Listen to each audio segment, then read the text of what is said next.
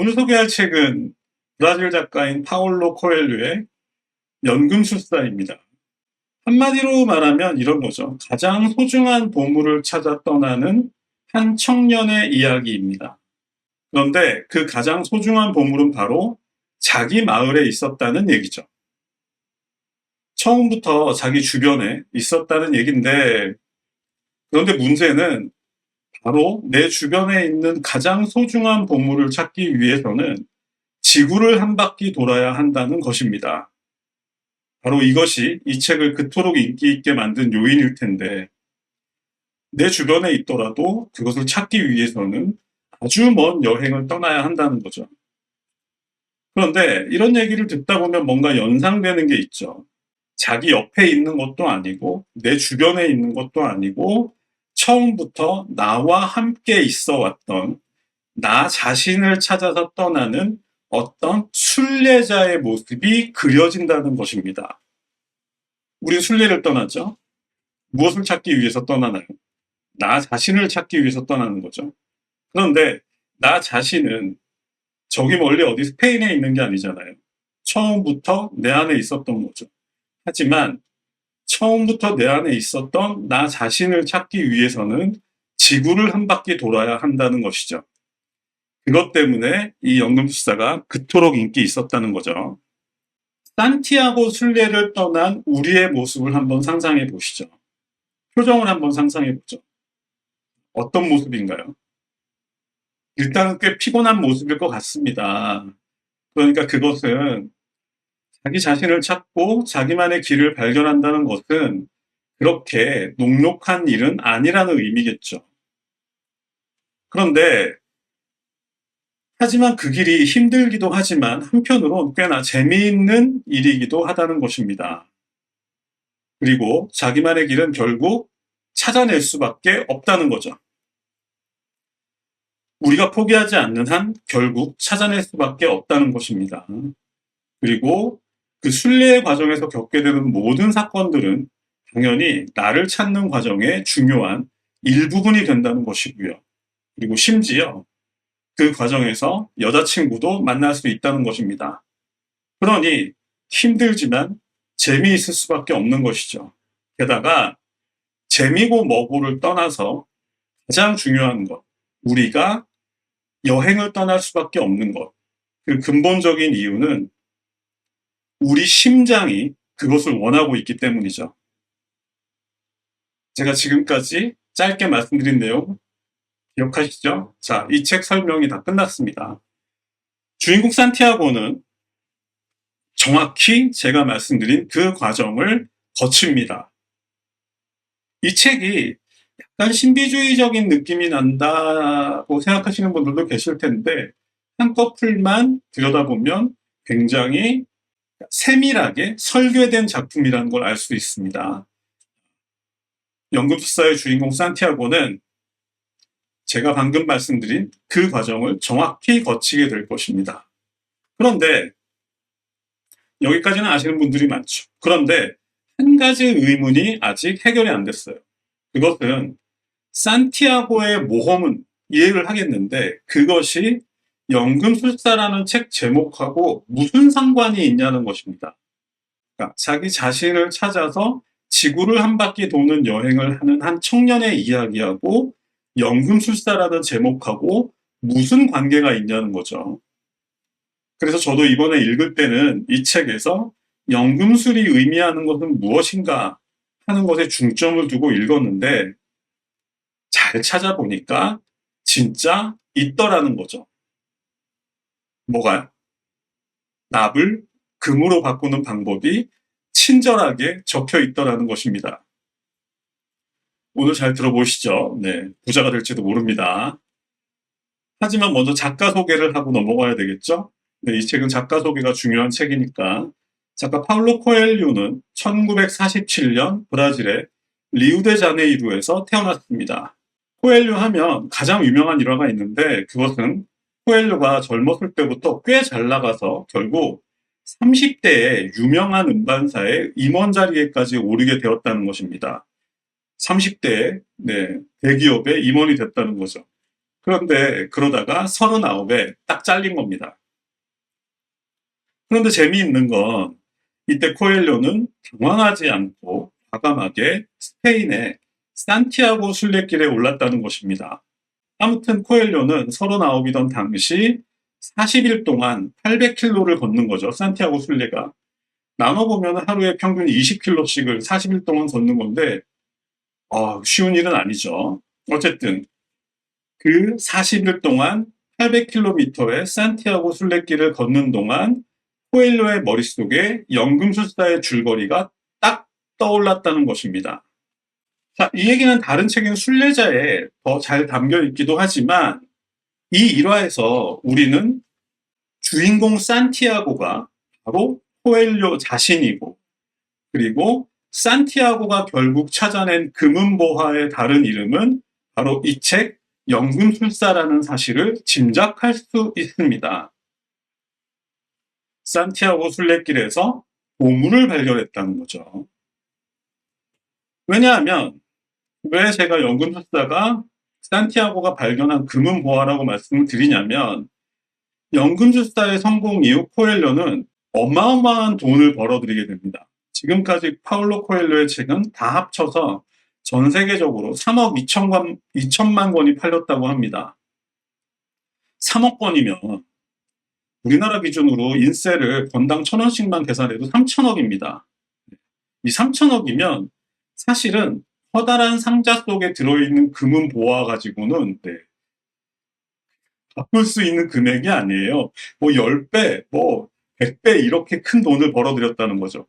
그러니까 이 연금술사라는 책 자체가 이미 파울로 코엘료에게는 금은 보화였다. 자기가 찾아낸. 게다가 코엘료는 돈만 번 게 아니죠. 수십 년 동안의 전 세계적인 명성까지도 이 연금술사라는 책을 통해서 얻었습니다. 이 내용이 이해되시죠? 산티아고가 찾아낸 보물과 코엘료가 쓴 연금술사는 같은 의미다. 자, 이게 이해되셨으면 우리가 지금 이러고 있을 때가 아니라는 거겠죠. 코엘료에게는 이 책이 보물이었듯이 이 책을 읽는 동안 우리도 내 보물의 다른 이름은 무엇일까 생각하면서 읽어야 한다는 뜻입니다. 코엘료에게는 책이 보물이었다. 그러면 내 보물은 무엇인가 생각하면서 봐야 한다는 것입니다. 자, 이걸 깔고 지금부터 책 소개를 시작하겠습니다.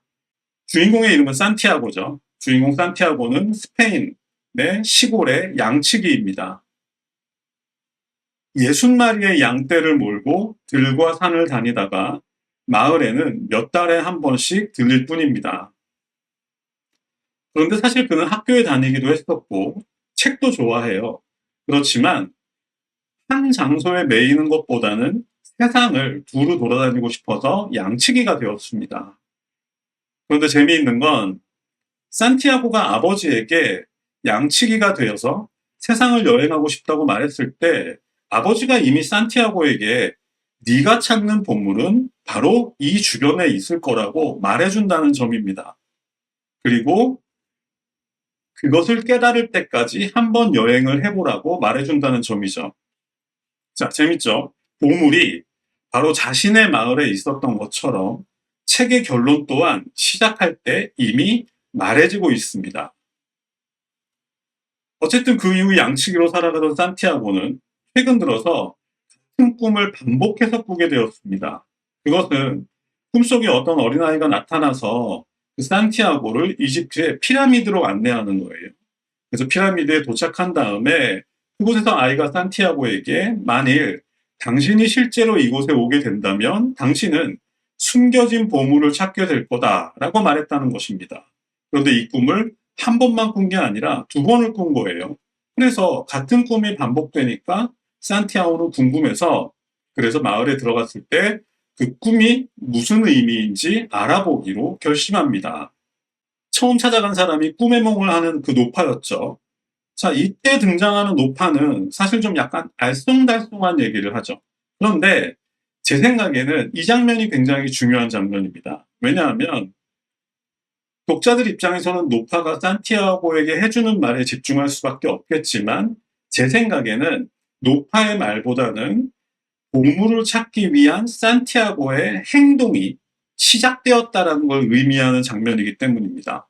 움직이기 시작했다는 거죠.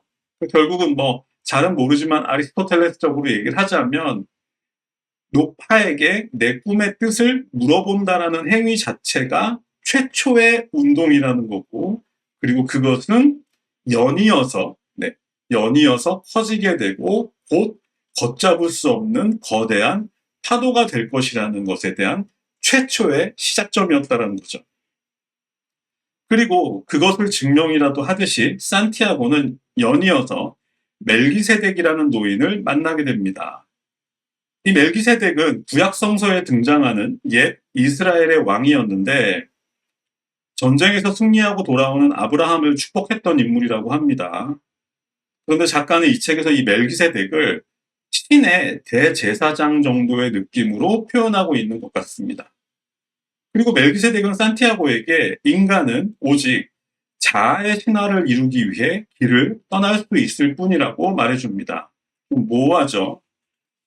멜기세덱은 계속해서 이렇게 얘기를 하죠. 그러니까 자아의 신화를 찾아서 여행을 떠날 수 있을 뿐이고 그것이 인간에게 부여된 유일한 임무라고 말해줍니다.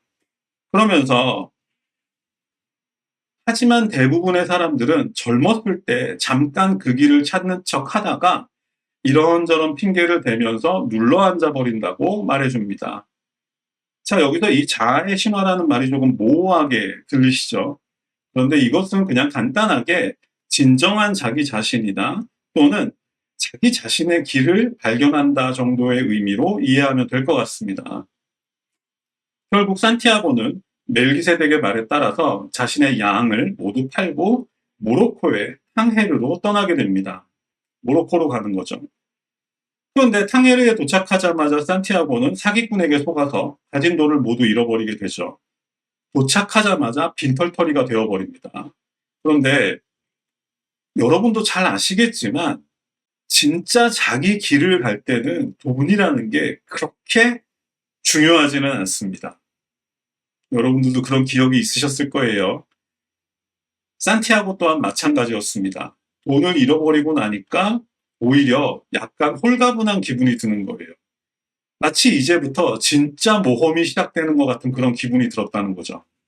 이어서 산티아고는 크리스탈 가게에서 일하게 되는데 그곳에서 그는 이집트로 떠날 여행 경비도 벌고 또 아랍어도 배우게 됩니다. 그리고 이쯤에서 이 책을 읽은 사람들 대부분이 가장 좋아하는 단어 하나가 등장하죠. 그것은 바로 마크툽이라는 단어입니다. 코란에 나와 있는 말이죠. 그것은 모든 것은 이미 기록되어 있다라는 말이었습니다. 모든 것은 이미 기록되어 있다. 그것은 인간은 결국 어디에 갖다 놔도 자신의 운명을 살아간다는 뜻이죠. 자, 이것만 가지고도 밤새도록 얘기할 수 있겠지만 이 얘기는 뭐 나중에 까미의 시리푸치노 할 때 뭐 다시 얘기하도록 하고 오늘은 연금술에 집중하도록 하겠습니다. 어쨌든 크리스탈 가게에서 일하면서 넉넉한 돈을 모은 산티아고는 마침내 이집트로 향하는 대상 행렬에 합류할 수 있었습니다. 우리 어디선가 봤죠. 다큐멘터리든 영화든 그 대상 행렬에 합류할 수 있었다는 거죠. 그리고 물론 그것은 낙타를 타고 몇 날 며칠 동안 더위와 모래바람에 시달리며 거대한 사하라 사막을 건너야 하는 일이었습니다. 게다가 마침 발발한 부족들 간의 전쟁 때문에 이 여행은 더 위험한 여정이 되었습니다. 그래서 결국 일행은 전쟁 때문에 그 사막 중간에 있는 오아시스 마을에서 예정보다 더 오래 머무르게 되는데 그 오아시스 마을은 5만 그루의 야자나무와 300개의 우물 그리고 수천 명의 주민이 거주하는 생각보다 아주 커다란 마을이었다고 하죠. 하지만 그 전쟁 때문에 마을에서 예정보다 오래 머무르는 덕분에 산티아고는 자신의 삶에서 가장 중요한 사람 두 사람을 만나게 됩니다. 자, 첫 번째는 파티마라는 여인이었고 두 번째는 바로 연금술사였습니다. 먼저 파티마 얘기를 해보겠습니다. 제가 예전에 이 책을 읽을 때는 이 파티마가 산티아고가 찾던 그 보물이 아닐까 생각했었습니다. 왜냐하면 돈은 어디에서나 벌 수 있지만 운명의 상대를 만나는 일은 그렇지 않기 때문이죠. 그런데 주인공 산티아고는 저하고 생각이 비슷했던 것 같아요. 그래서 오아시스 마을에 남으려고 했었죠. 그런데 오히려 이 파티마 쪽에서 산티아고에게 가던 길을 계속 가라고 요구하는 것입니다. 제가 오랫동안 이해하지 못했던 문제인데 왜 산티아고가 이 운명의 여인인 파티마를 놓고 여행을 떠나야 하지? 이게 잘 이해가 안 됐다는 거죠. 사실은 사랑보다 더 귀한 보물은 없는 거잖아요. 그런데 곰곰이 생각해 보니까 역시 제 생각이 짧았다는 것을 깨닫게 되었습니다. 왜냐하면 이 책에서 산티아고가 찾았던 보물은 돈이 아니었기 때문이죠.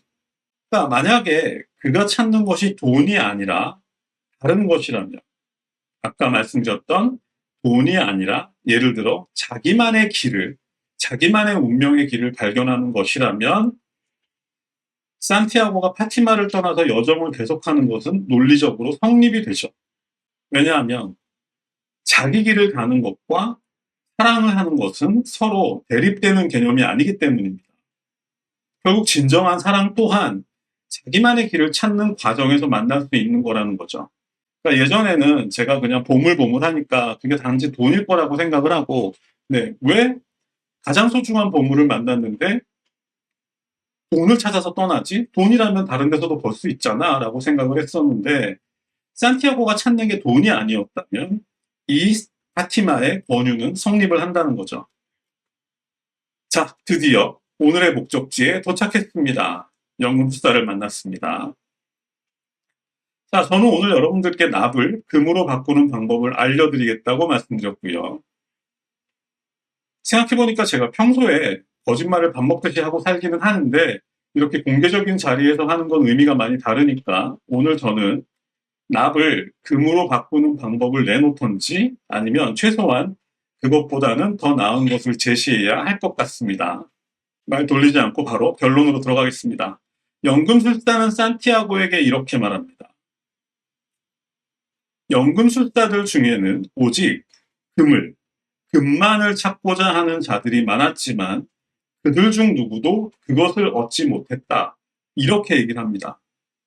금을 찾으려는 연금술사들은 지금까지 수없이 많았지만 그들 중 누구도 금을 찾지는 못했다. 왜냐하면 그들은 연금술의 진짜 의미를 깨닫지 못했기 때문이다. 연금술이라는 이 말에는 납을 금으로 바꾼다라는 그런 표면적인 의미 말고도 그 안에 있는 진짜 의미가 있었는데 대다수의 연금술사들은 그 내면에 있는 진짜 의미를 파악하지 못했기 때문에 납을 금으로 바꾸는데 실패했다는 거죠. 이 소설에서 연금술사가 산티아고에게 말하는 연금술의 진정한 의미는 이런 것입니다. 하찮은 것을 귀한 것으로 바꾸는 것이라는 거죠. 이것이 연금술의 본래 정의라는 겁니다. 코엘료가 말하는 하찮은 것을 귀한 것으로 바꾼다. 그러니까 여기서 이제 비유가 가능해지는 거죠. 그러니까 만약 흔하고 하찮은 납을 현재의 나 자신이라고 생각하고 황금을 미래에 내가 되고 싶고 되고자 하는 무엇이라고 생각한다면 납을 금으로 바꾼다는 의미는 바로 나를 바꾼다는 의미입니다. 그러니까 연금술이란 평범한 지금의 내 삶을 금 같은 삶으로 바꾼다는 의미라는 거죠. 그리고 코엘료는 산티아고 순례길에서 이것을 깨달았던 것입니다. 진정한 연금술이란 나를 금으로 바꾸는 것이다. 이거죠. 자, 제가 납을 금으로 바꾸는 방법을 방금 알려드렸습니다. 자, 그런데 이렇게 깔끔하게 정리는 끝났지만 아직 한 가지 얘기가 더 남았습니다. 이거는 사실 하고 싶지 않은 얘기지만 해야 하는 얘기죠. 왜냐하면 당연히 깨달음만으로 되는 것은 없기 때문이죠. 자, 이제부터 중요한 건 실천일 텐데 나를 황금으로 바꾼다는 건 알았어요. 그런데 어떻게 하면 나를 황금으로 바꿀 수 있느냐? 그런데 이 작품에서 코엘료는 그것 또한 연금술에 비유해서 설명하고 있습니다. 자, 꼭 이 책이 아니더라도 우리는 여기저기서 연금술사의 이미지를 만나왔죠. 그 이미지들의 공통점을 한번 생각해 보시면 어떤 그릇 앞에서 막 뭔가를 적고 있는 그런 이미지들이겠죠. 그러니까 평생 동안 납을 금으로 바꾸려는 노력을 멈추지 않는다라는 공통적인 이미지가 있습니다.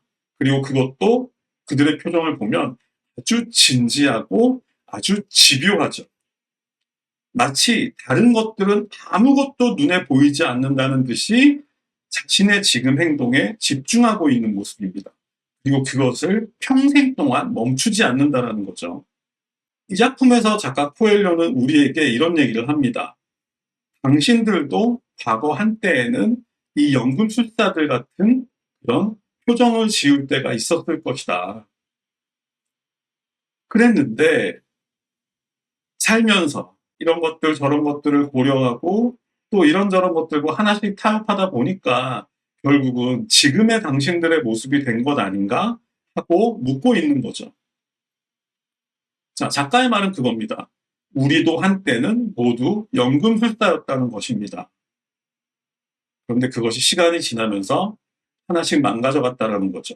그리고 지금의 우리의 모습이 되었다는 겁니다. 하지만 작가는 이렇게 얘기하는 거죠.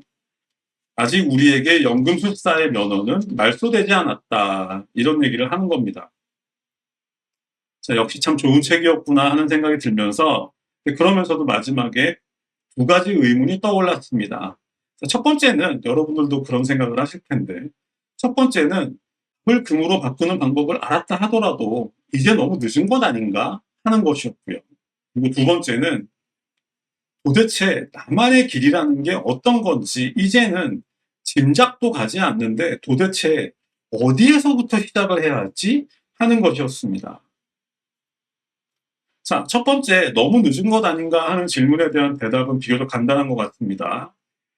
그 누구도 40살 이후에는 꿈을 찾으면 안 된다고 말하는 사람은 없었던 것 같고, 그리고 40살 이후에는 꿈을 찾으면 안 된다고 어디 법으로 정해져 있는 것 같지도 않으니까 그런 걸로 볼 때 인간은 살아있는 한 꿈을 추구할 권리가 있다는 건 분명해 보이니까 나이는 일단 문제가 되지는 않는 것 같습니다. 그럼 두 번째 질문이 남는데 이거 좀 복잡하죠.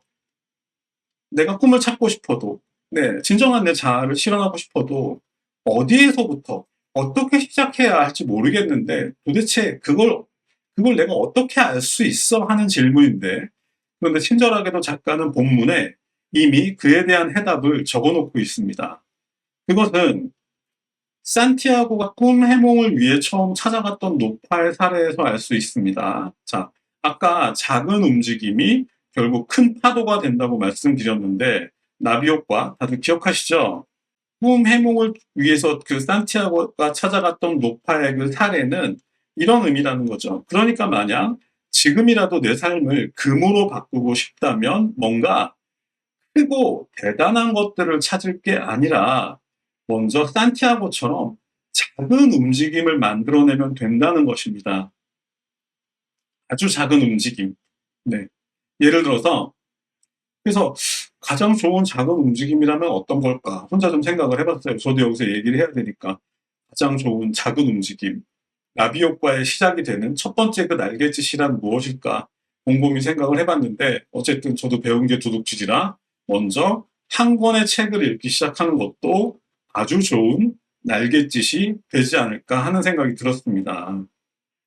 그리고 마지막으로 잊지 말아야 될 것은 아무리 좋은 얘기들을 내가 깨달았다 하더라도 내가 먼저 움직이지 않으면 그 누구도 나를 도와줄 수는 없다는 거죠. 자, 책은 결국 산티아고가 양치기 시절에 잠자기 위해 자주 찾았던 버려진 낡은 교회에 보물이 묻혀 있었다는 것으로 마무리됩니다. 여러분들, 이 책 첫 페이지 첫 문장을 제가 한번 읽어보겠습니다. 첫 문장이 이렇게 시작을 해요. 이 소설은 양치기 산티아고가 양떼를 데리고 버려진 낡은 교회 앞에 다다랐을 때는 날이 저물고 있었다. 지붕은 무너진 지 오래였고 성물 보관소 자리에는 커다란 무화과나무 한 그루가 서 있었다. 이게 첫 문장입니다. 그리고 보물은 그 무화과 나무 아래에 묻혀 있었죠. 오늘 준비한 얘기는 여기까지입니다.